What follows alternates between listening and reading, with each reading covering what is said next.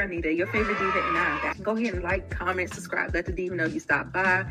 Make sure you subscribe if you like the vibe. If this is your first time here, welcome and welcome back, Diva Squad. So I give it 3 out of 5 stars.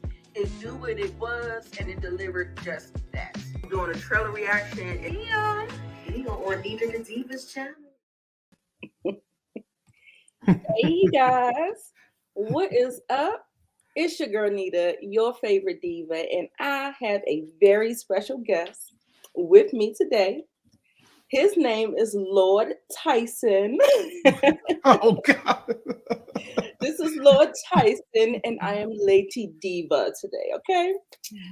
All right. We're getting ready to talk about DAMSEL. DAMSEL, if you didn't know, is a movie that just hit Netflix yesterday.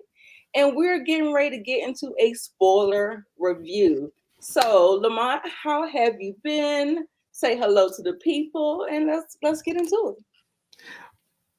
First of all, let me just say, my lady, what a dubious honor it is to grace the presence of your channel for the first time this year.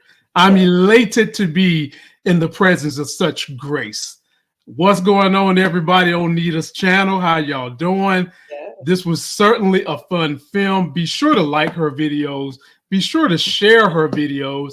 And the sister always takes super chat. She be working her ass off, bringing you a collaboration of content from our people, they people, all people. Show the sister some love, and let's get into this review. Thank you, thank you, thank you, Lord Tyson. Lady Diva. We're going to get into it, okay? So this movie, actually, you know, I love all things Game of Thrones. And when I saw the trailer, that's kind of like what it was given, like with the wardrobe, how everything was. Then add the element of the dragon. I'm like, hello, I'm on board. I'm here for it. So I was sold. I was in there.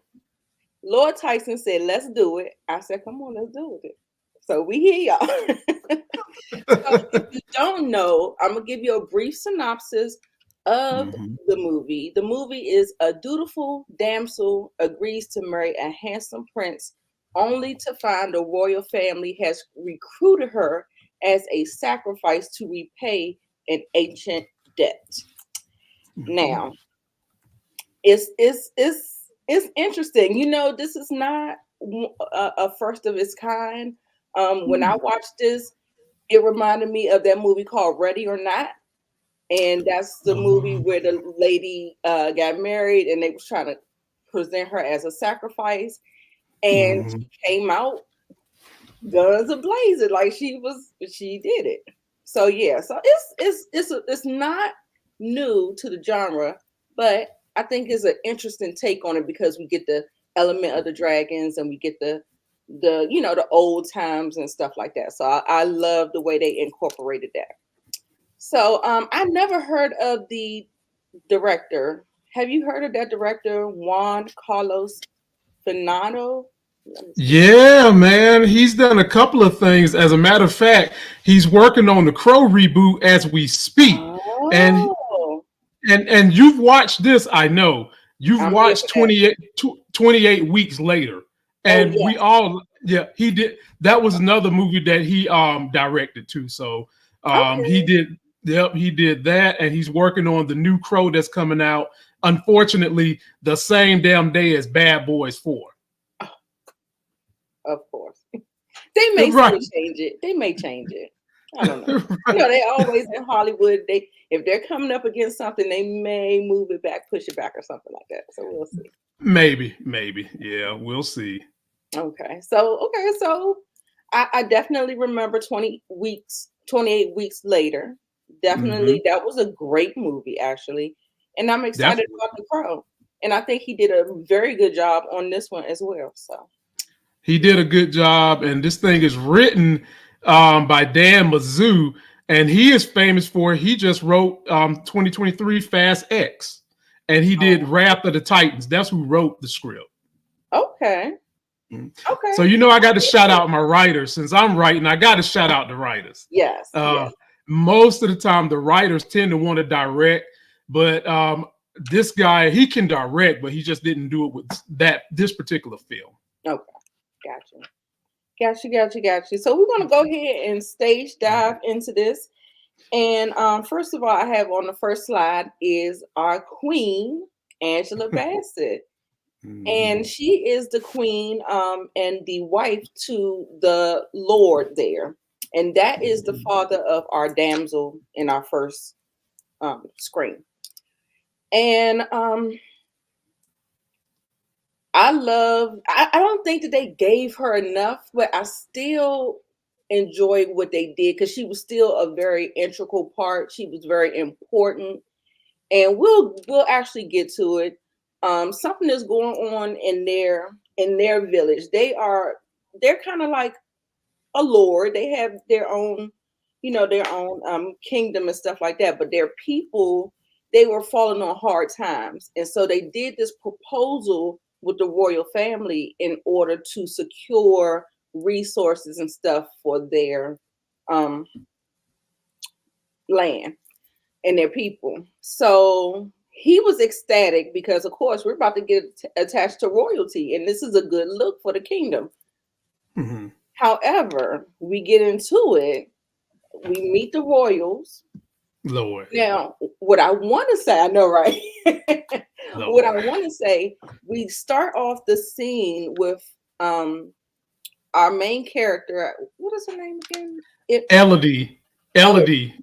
Played by Millie Bobby Brown, ladies and gentlemen. Can I dare call? You know how certain actors have monikers, Lord Diva? Yeah. She has a, like Samuel L. Jackson, we call him the cuss master. The chick Elizabeth, I can't think of her last name, from Handmaid's Tale, she cry on demand like that. Mm-hmm. Millie Bobby Brown, she the scream master. This chick just be screaming her ass off. Like, that's one of her monikers. Yep. Even in the Godzilla, she was screaming, and in this, she do a lot of screaming. And I'm not saying it's bad. I'm not saying it's a bad quality. I'm saying she's good at that particular thing that she does, and she does a lot of it here. Right. She does. Mm-hmm. But what we do see her when they introduce her, she's out there chopping wood. So she's not like your damsel. You know what I'm saying? She got some, she has some lived experiences. It looks like she knows how to take care of herself and all of the things. So that was one thing that I noticed about her. I was like, okay. And so we'll get into it though. Mm-hmm. She definitely wasn't a damsel in distress, none the least.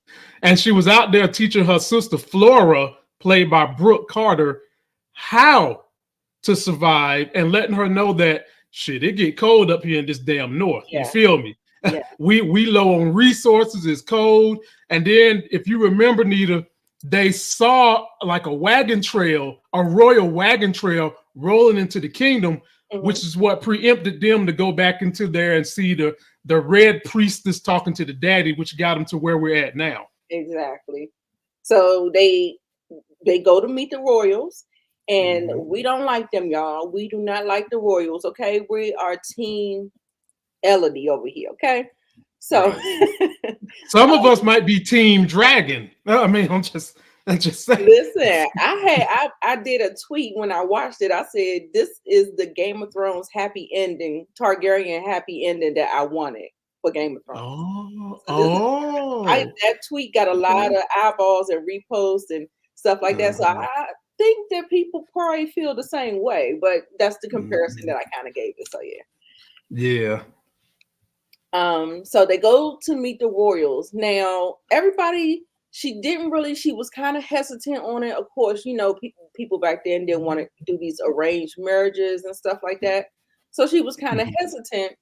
And the way the prince was looking at her, he was kind of looking like he had a little disdain for her. I was like, maybe he was just looking his nose down at her. But she caught on and she was like this, why don't you like me? What's going on?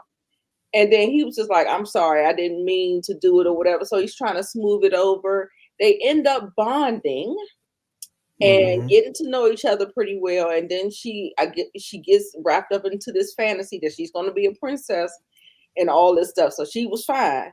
However, Queen Mother had a conversation with the royal queen.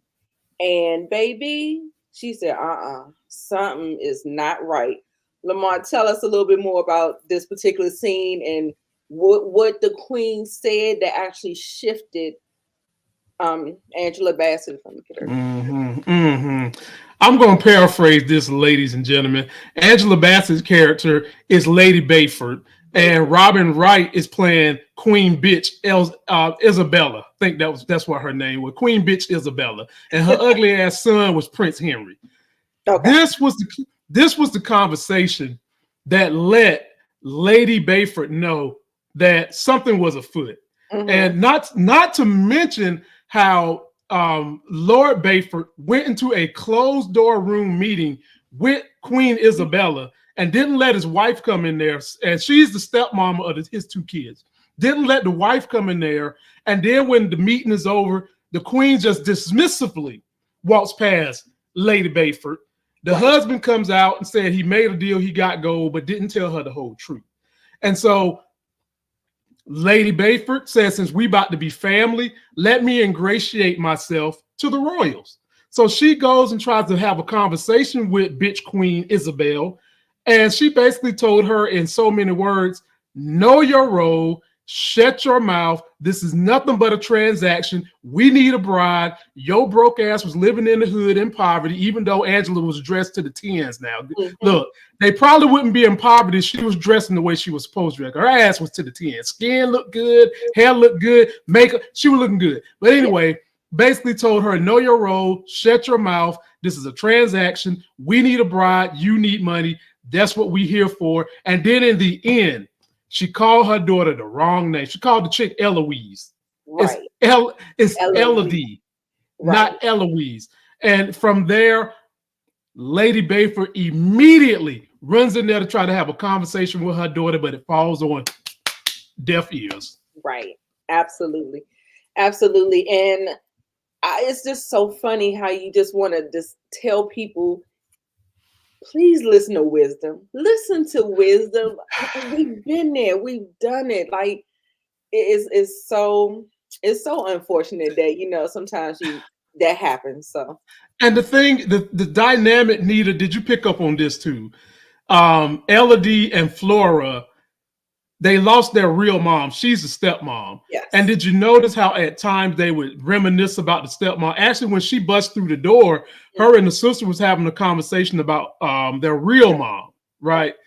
And it felt like Lady Bayford was trying to do everything she could to better the relationship between her and the girls.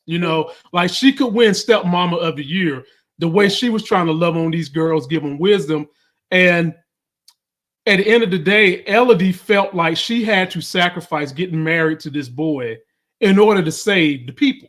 That's what she felt. Right, right.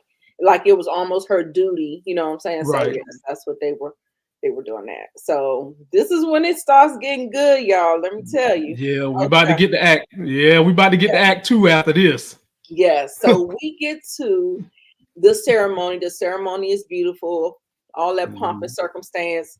Then immediately after they go to this place, I guess it's the dragon's lair, and they say that there's a ceremony, something that they have to continue to do. This is something in their culture, you know what I'm saying? So they were just trying to present it as it's just normal, it's just normal. Come on, let's go on up here.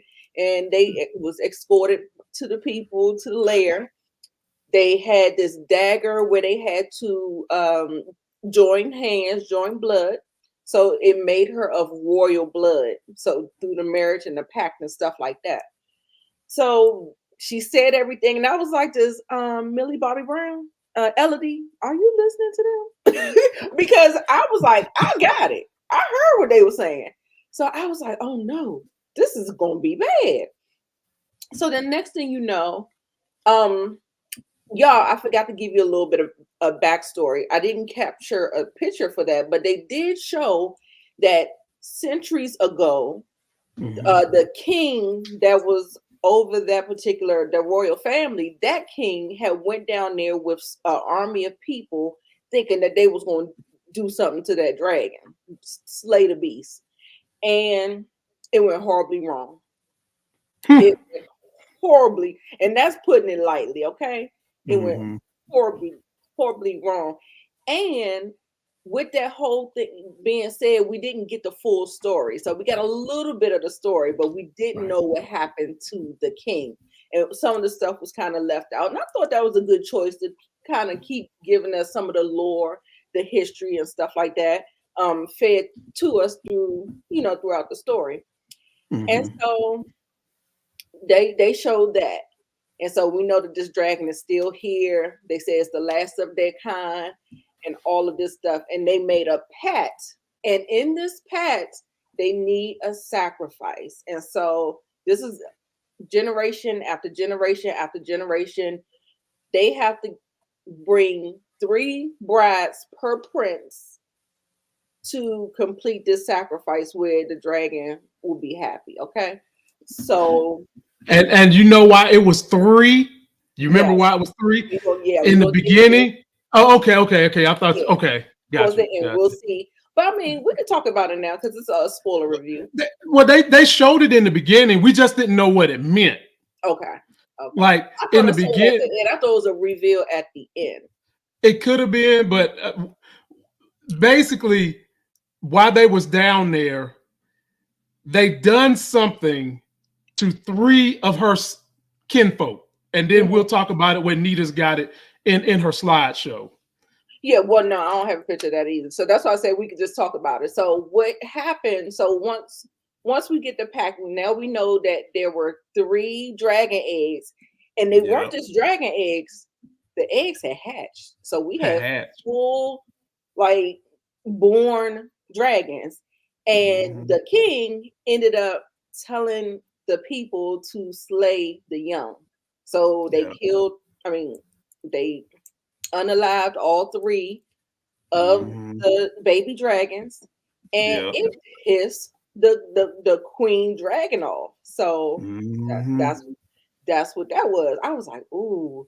I was like, this is just getting better and better. I'm just getting all the morsels and stuff like that. I was like, oh, okay, I kind of like this. It's kind of fantasy type, epic. I don't think it's an epic story, but I think what they were trying to do was trying to give it, some epic proportions, but it didn't quite, just do it. I say it's mid-level epic. Yeah, because it's not low grade epic by no means. It's mid-level epic. This is Women's History and Empowerment Month, and all the great leads in this film were women. All of them, powerful women doing big shit. From Millie Bobby Brown, who helped executive produce and act in this, to Robin Wright, who you could legitimately say is the godmother of Netflix with what she did in House of Cards and how that took Netflix to new levels. And of course, what is there to say about the incomparable Oscar-winning Angela Bassett? Incomparable. So this was. I mean, I don't know what people saw the problem with, but I think the CGI needed some of it, because that's where you're going to hear my gripe. A little bit of the CGI, not all of it, because I thought most of it was fine. Decent. I thought the dragon looked pretty good. No, that fucker looked like a gremlin that grew a lizard body to me. That's what she looked like. Like, you can go get a gremlin from 1980, stick it on a lizard's body, give it some wings, let it blow some fire that come out like lava. That's what I thought of the damn dragon. But I love the dragon's voice. That voice was menacing. Yeah, that was a scary voice. Now listen. Yeah, that kind of threw me off. I said, the damn dragon can talk. See, me too. Like, that's a difference between this and Game of Thrones. However, they did stick us an Easter egg for Game of Thrones in there. The kingdom and the lair of the dragon is on an island called Aria. Ah. Like the start type thing, you know. And this dragon can legitimately speak the Queen's English better than some of us can. That bitch was in there talking. She needed a friend, y'all. This dragon had psychological issues, and who wouldn't? There's 3 people. If someone killed your 3 last children, we don't know where the hell the husband is at that impregnated you. I guess he did. And you've been dealing with this for centuries. You would need a friend or some therapy too. So it sounded to me like she needed to go sit on Uncle Shay couch and drink some Le Portier by Shay and blow some fire in there, and she would have been good. Right. I love that. So when Vaughn joined and said it was fire, I thought it was good. Too. It was good. We both thought so. We'll get into some of the things that we probably had problems with towards the end of the recap. Right. But I thought it was fire as well. I was really, really pleasantly surprised because, you know, Netflix movies, they're kind of hit or miss. They are. Usually their shows are always or most times on point, but their movies can be spotty. Yeah, absolutely. So at the end of this whole ceremony, he said, "I have to pick you up," and she was like, "I can walk. I can walk now." And then so he was like, "You got to close your eyes too." And then next thing you know, this said he was sorry and threw her ass over the cliff into the lair. And baby, when I was like, wow, that was crazy for me. So that was the exciting incident that is going to kick off all of what's going on when we get to the action and the stuff, the plot of the movie. Mm-hmm. So she was down there fighting for her life, baby. And while she was down there, she's seen that there were plenty of other women who were thrown down there. Even some used chalk to leave clues, to write their name, you know, tell you that this is a safe space down here. She can't get to you. So it was, I was like, I'm liking the lore. I like what they were doing and stuff like that. And so that's why I kind of give it like the fantasy epic type thing, because, you know, with the dragon talking and, you know, you can't for certain say that this is like true life or whatever. But I just thought it gave me the whimsical, the fantastical things or whatever. Now, so, you know that ceremony that got us to being in the dragon's pit got on my nerves, because in order to fake that these people are bloodline, like Nita said, they slice your hand up and then they let you rub hands with the prince. All right. Now, the prince, obviously, he was a little smitten for Elodie. He liked her. He definitely liked her. And it bothered me when he picked her up and she trusted him to carry her across the damn bridge threshold. And this MF is going to just whisper, "I'm sorry," and toss her over the cliff like a sack of groceries. Like, don't let this MF bag your damn groceries, okay? You're going to lose all your stuff. and she gets down there and she encounters the talking dragon. But like Nita said, she found clues to let her know that she wasn't the first one down there. She's seen relics. But something I thought was big, Nita, that we didn't really talk about, the ceremonial dress that they put her in wind up being one of the pieces of instrument that really helped save her and get the hell up out of this damn pit. Like, she used every part of that dress. From there was a knife on the inside of it, the little ring thing that kept the corset tied up. She used every bit of it to eventually get to safety. Yeah, you definitely could tell. Like I said, I love that in the beginning they kind of set it up that we know that she's a survivor. So right. Yeah, I love that they did that. But yeah, you are so right. And so this dragon is pretty much, she told her that this always happens, and you know, you're gonna end up dead, and you know, just go ahead and accept your fate. Now, what I did notice about that fire looked like lava. Like it was lava. I was like, oh, that's an interesting little take on there. While we were down there, we put a little glow in the dark leeches or worms or something that had healing properties. Yeah, the glowworms, right? Yeah. Yeah, so I was all in. I was like, "Oh, this is what's up." Because at first I was like, I was scared. I was like, "Oh, I don't like to see like leeches and stuff like that." But then I saw that it was healing her. I said, "Oh."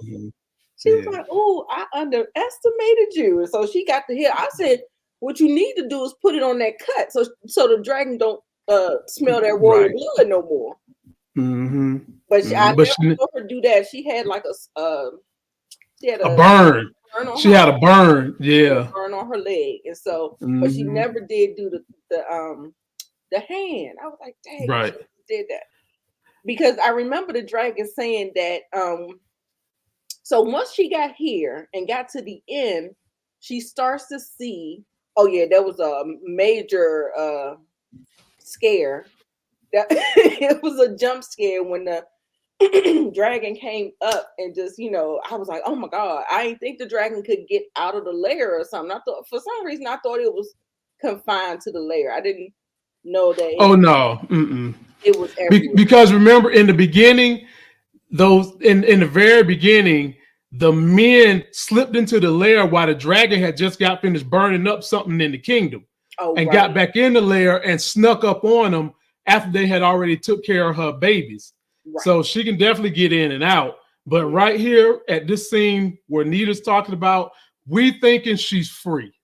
Well, semi-free, because in order to go anywhere, she's either going to have to do some hang gliding, some cliff hanging, or she's going to have to figure out a way to get somebody to help her. And as she's screaming to people down there, in swoops that dragon and tells her, "You're not getting away from me, little bird."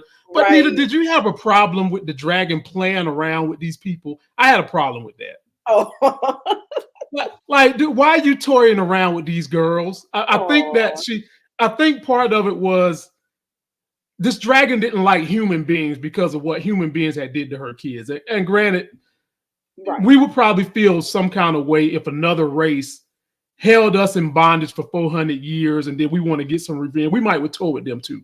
But having said all that, if the goal is just to kill these people, she had several times she could have killed her and never did. She just was toying with her. And so at one point in time, I'm just like, this is what you get. This is why she escaped, because you down here toying with the girl, basically threatening her and trying to scare her, this type thing. And you really don't even understand that these are not the bloodline of the folks you think they are. Right. And we're going to get to that as well. What actually ended up happening, I think she saw the people down there, but she saw her father. Her father ended up coming back and coming back for her. And I was like, I was so happy that he did that. Because I was killing the daddy. I was killing that daddy. Now, I was killing that daddy. Like you was the worst dad of the year for the longest time. And then when that happened, I started saying, okay. Right. Yeah, he redeemed himself. He apologized and all that stuff. So all of a sudden, she was doing all this screaming throughout the movie, and then all of a sudden, when they start calling out for her, now she mute. Now she on Beyonce mute, child. But you remember why she was mute? Yes. She learned why. She learned her lesson. Because the dragon would come and stuff like that. So you gotta be careful. You gotta be. So she learned her lesson from screaming down there at those people. So then when her chariot comes, her saving grace comes, she on Beyonce mute challenge. I said, Lord. So, but she had to be on mute though, because remember the dragon had apprehended the daddy. Exactly. If you recall. And the dragon kept telling daddy, call her. I can smell her. She's in here looking. And the daddy, in his last great speech, basically said, I love you, my daughter. I made a wrong mistake. Do not answer this damn dragon. And one thing I don't see much in Game of Thrones that we saw with this dragon used its tail and its claws to kill people. And that's how the dragon dealt with the daddy. But I also was left thinking this too, Nita. You know, you got those glowworms of life. That's what I'm calling them. The glowworms of life. Why you ain't use a glowworm on your daddy when the dragon went away? You know what I'm saying? Yeah, but I think that they were in a different part of the layer, and then I think when she finally got to the father, he bled out so bad. You saw he was like in a pool of blood. Like yeah. I mean, but that would have been a good save, because I thought she was at one point she was carrying them with her because they was giving her light that she needed to get through the cave and stuff like that. So yeah, I was like, oh, that would have been a nice little touch, because it did seem like it was almost, the healing was almost immediate. Yeah. Like they could have crawled in his heart and restarted that bitch if that's what it was. You know what I'm saying? Crick click, vroom. You know, think about giving somebody a jump. That would have been a jump. Exactly. So she ends up, and the father came not by himself, and he told his crew they cannot leave until his daughter is out of that cave. So out of there. Yeah. So hook or crook. So during that time, the other people were basically a distraction for the dragon, because they were trying to either get out and they was making noise and stuff like that. And so the dragon would, be distracted and going after the other people. She finally gets to her father. He gives her the speech. He says, use the ropes to get out of here. The ship, your stepmom is down there in the ship, and your sister and stuff like that. And he told her that. He apologized. He said he was sorry, and he took his last breath. And she gave him a kiss. And I thought it was a very emotional scene, well done scene, even though Elodie didn't say much, but I thought that his send-off was good. And I think, it was a nice little redemption to his character moving forward through the movie. Elodie could have saved her daddy by putting them glowworms all over his body. Dad, Elodie, you forgot about that. Right. Save a dad. So she climbed up out of there, not without, the dragon was on her. She was trying to get to her or whatever, but she ended up getting out of there. Right. She goes back. However, plot twist. Once the royal family found out that she had escaped, she said, I'm going to get the sister. So she went to go get the little sister, and that's when she actually stabbed Lady Bayford. She stabbed Lady Bayford. And they found out that Elodie got away because the dragon was just burning the damn kingdom up again, burning stuff up. So they go get Floria, the sister, and in the process, she being so disrespectful to Lady Bayford, she just exactly. Did you really have to ninja knife her like that? I could not. You ain't had to do that. But that was the only way she was gonna get that little girl. Because she knew she was gonna protect her, do her best to protect her. So she definitely had to do it, because she wasn't going to just get her just with no fight. So sir.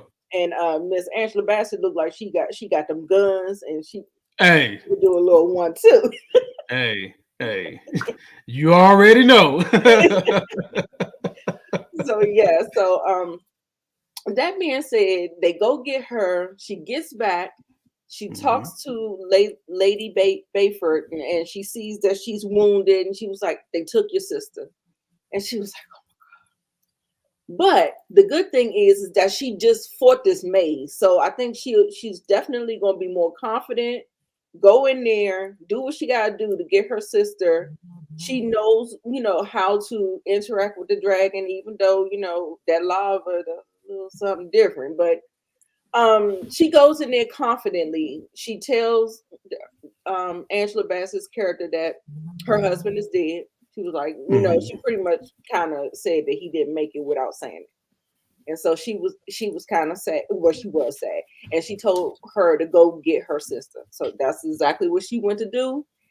And the thing that now that we can talk with the dragon, she said, I'm going to tell her the truth because she doesn't know that this plan, this thing that they've been executing all these centuries and centuries, they've been playing in your face, girl.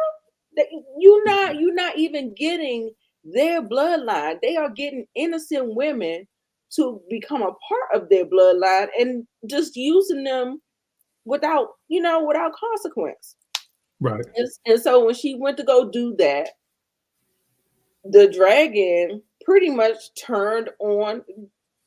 It felt like the dragon just kind of had like a come to Jesus moment, and then next thing you know, you said the dragon needed a friend. So now we got a friend. So now we have an ally. But here's the problem with that. She won an ally till she got that ass beat. That's the problem with the dragon. Didn't become an ally till she got that ass beat and was on death's door and asked the girl to kill her. Now, I did have a problem. I did have a problem with this, Nita. I'm sorry. Most of my problems were with the dragon. I did have a problem that the dragon could breathe fire. You see the dragon neck on fire and everything. Lady Elodie was able to find a damn clamshell in the dragon pit, get in front of it, jump out the way when the dragon spews the lava fire out of its mouth, and it reflected back on top of the dragon and hurt the dragon. Oh, yes, yes. I had a problem with that. I didn't have a problem with her stabbing the dragon in the eye, stabbing the dragon in the chicken wing, stabbing the dragon in the head. She put a hurting on that dragon, but what really hurt the dragon was the dragon's own lava. How your own lava? How your hot breath come out of your body? Right. And then you can't take it on the outside. I had a problem. Right. That is true. That is true. Yeah. But after she got that ass beat, then she saw that this girl didn't kill her. Actually, she wound up saving the dragon by putting the glowworms of life everywhere that she had stabbed up on this dragon and was burned up on the dragon, from the eyeball to the wing she tore up to the hand she tore up. And after that, Daddy ain't getting no glowworms for Daddy. Thank you. Just kill off all the men. Why don't we? Okay, just sucker punch us. We don't need us for nothing. And she saved the dragon, and that's when the dragon realized, okay, I might need to take you seriously because you could have done me and you didn't, and I'm the last of my kind. Right, absolutely. Thanks for chiming in on that part because I did forget about it. So yeah. Oh yes, teamwork, baby. Yeah, that was definitely a good scene, and I think she had her Daenerys Targaryen moment. She went out there, and now this is the controversial part of, kind of like what I've heard the criticisms being about it. But she went and she could have just killed the royal family, but that dragon destroyed the whole city. Now the critics have a problem with, because it feels like they're getting their just due. They're getting what they're supposed to get or whatever. But in the big scheme of things, now that she's torn down that whole kingdom, where are the resources? You still don't have the resources for your kingdom, your people going back, so a lot of the criticisms come like her becoming the Mad Queen, kind of like the Daenerys moment. And we just don't have any resolution. A lot of those people were innocents. They may have been complicit, but so that's the thing. People, the controversy, I might say, with the online discourse about the ending of the movie. How you feel about it? Okay, because I hadn't heard none of that. I try to keep my head down and read at max 3 reviews, so that my review process is not dissuade. You mean to tell me? But first of all, people do understand that this island is nothing more than just a kingdom. There ain't no commoners on the island other than the ones they bring there to marry the prince. And if you recall, she told everybody, you need to run right now if you value your life, or something like that, she said. So I'm paraphrasing. Like the new girl that was about to marry the prince, she told her to get the hell out of Dodge. Right. She She turns around, tells everybody else, get the hell out of Dodge if you value your life. Right. And the kingdom, the queen and everybody else, they looked at her like, we're supposed to be afraid of you, right? We're supposed to be afraid of you. And she's like, no. And then she points to the sky and the dragon comes and roasts everybody in that moment. Right. They left it as though, first of all, when the dragon started roasting people, Elodie was still there. So if we can safely assume she got away, I would think we can safely assume all the other common folk that she came and said run, they got away too. Okay. Right? Okay. And then on the back end, where you said they was complaining, okay, so what are you going to do for riches and all that stuff now? Right? Okay, they left stealing their ship. So I'm going to safely assume they took some of the riches with them. But then on top of that, you got the ultimate riches with you. You got yourself a 7,000 pound, dragon, probably taller than the Statue of Liberty, pet dragon coming with you. Nuclear weapon. Right.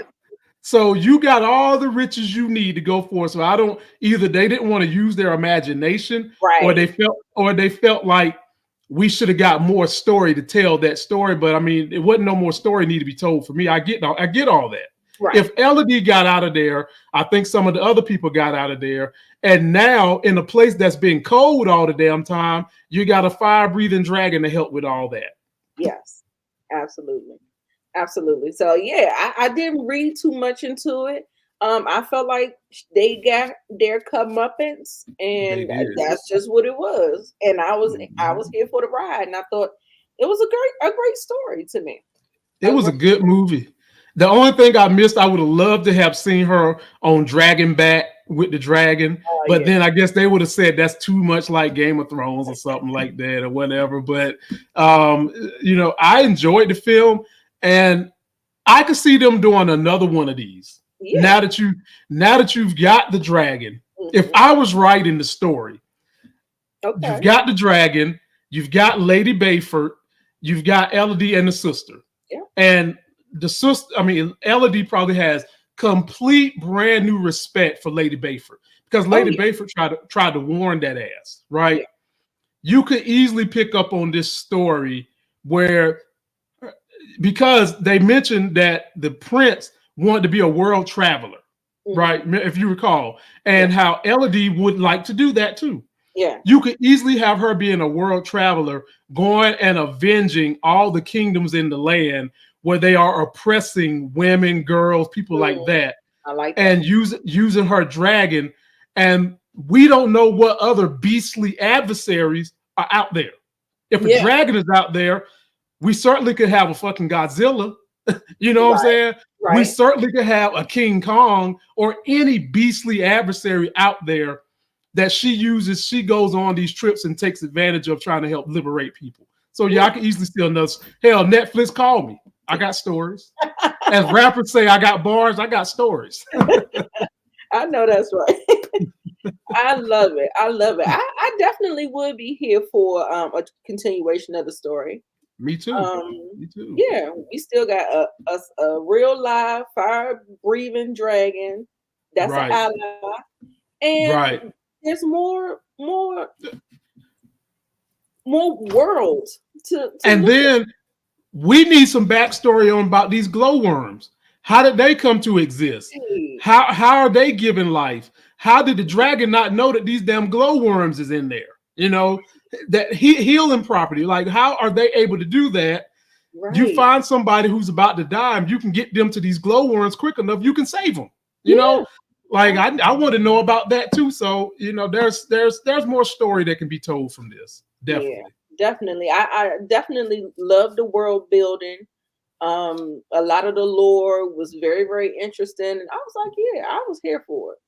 And they built it pretty quick because this wasn't a long movie by no means, ladies and gentlemen. Just under 2 hours. Yeah, this was a decent run, and they built a lore pretty fast. Yeah. And I thought it was well paced. I did too. The only thing that got me a little bit was Act 2 when she was in the caverns. It's not, but I'm not complaining about it. I'm not Right. saying it was bad. I'm just saying that's when I experienced the slowest pace. But it wasn't bad. It still wasn't bad. They did handle it because she needed to find things that needed to be revealed in the cavern. Right. She had to reveal the glowworms. She had to show off how that regal outfit they put her in helped save her. And she had to go through the scare and the complexity of a dragon who's got mental health issues doing mental health issue type stuff. So yeah, I was here for it. Yeah. What you think about the soundtrack, or did you pay attention to like the music? I didn't even pay attention. That is odd for me, because usually I'll pay attention. But what do you think about it? Same. It was a non-factor for me because I don't remember anything memorable about any moments that I can associate with music, and normally I do. So if I had to have another gripe, I would say that the soundtrack wasn't all that. Okay. The acting was fine. The acting was 100% fine. I love the outfits. I guess my nitpick, I wish Lady Bayford could have had more of a role, but at the same time, this wasn't about Lady Bayford. That's true. It wasn't about Queen Isabella other than being a villain. It was mainly about the relationship between this hurt dragon, like I said, mental health issues dragon, and a young lady that wants to fight for her life. Right. Vaughn asked us, he said, what's the deal the dragon made with the king? And I thought I touched on it a little bit earlier about the three, because she lost the three dragons, her last of her lineage. She needs three, not dragons, three sacrifices. Right. And I don't know if it had to be women or not, but it always seemed like it was. Every generation she needed three because of the three dragons that they slayed. So that was his consequence to do it. And she didn't kill him immediately. She let him stick around and watch this as it was happening, which plays more into this dragon being demented, wanting to toy around with things that are about to die. That's more into that dragon. And they had to be of lineage of this king. So that's why the kingdom started lying, slicing up hands down the middle and bringing in peasant girls basically and rubbing up on his hand so that the dragon could sense the blood of the lineage whenever they threw them down there into the caverns. And did you see how that one girl Victoria, she thought got away, made it to the end where she was standing there on the cliff, and then you seen her charred bones because she didn't quite get out because the dragon came and got her. It's good stuff. Good stuff. I enjoyed it. I did too. I did too. It was a good time, man. You want to rate it? How do you do your ratings? So I have a weirder rating system than y'all professionals like you and B and Elliot. Y'all do like 1 to 5. I do my scales 0 to 10. 0 being trash dumpster fire like Madam Web, 10 being Infinity Saga. What else was that good? Bad Boys 2, all that type stuff. I gave this a solid 6.5, and I'm gonna tell you reasonings for that. Number one, if at my age of being 40 plus but under 45 with 2 children, 3 and under, first of all, if I can stay awake for the whole movie, you're automatically getting a 6. Damn it, you're automatically getting a 6. Okay, you're automatically getting a 6. So as a matter of fact, I'm gonna change. I'll give it a 7 because I was thoroughly entertained. Acting was fine. I didn't have a big beef with the script. The only beefs I had was I didn't really care for how the dragon looked. I didn't care for the dragon getting burned up. Didn't really care for the score that much. But other than that, so I give it a 7. Okay. I'm gonna be a little bit more generous because there's rewatchability. I will rewatch it. Definitely. So I gave it a 7.5. If I was to use the 0 to 10, I gave it. Okay. 7. I'm usually a little bit more generous on my If I enjoyed it, and if I will recommend it, I will be a little bit on the more generous side. Okay. So do you recommend it? I absolutely do. Yeah, I do too. It's a recommendation for me. Definitely Especially is a since it's recommendation. on streaming. Why not? Yeah, why not? You have to go to the movies. And I think this is important too, Nee. This is something you can watch with your whole family. Oh yeah. It had a little bit of violence in there with that dragon was tan. But it's fantasy. It was few and far between. Yeah. It was more so like fantasy type violence. No, because I don't recall seeing any blood other than slicing the hand. That was it. Right. That's true. That is true. So yeah, y'all. All right. So that's a recommendation from Lord Tyson and Lady Diva. And so I hope you guys enjoyed the review. Make sure you are liking the video. Make sure you share it with people, or just tell people, because it is spoilers. Tell people to come back and watch it once they watch it. But let them know it's pretty good. It's pretty good. I enjoyed it. And I think I might be a little biased because I'm a big Game of Thrones House of the Dragon girl. So there's that. So yeah. So all right, y'all. We are gonna get on out of here. I think Lamont may revisit this with Lady K, Miss K. So yeah, so y'all be on the lookout for that as well, because she's a Game of Throneser as well. So yeah. So thank you so much for joining us, and hopefully Lord Tyson will grace me again. Yes, I will. It's been an honor to share the same stage with Lady Diva today. The honor was all mine in your grace's presence. Okay. Thank you so much, y'all. We'll see you in the next one. Bye.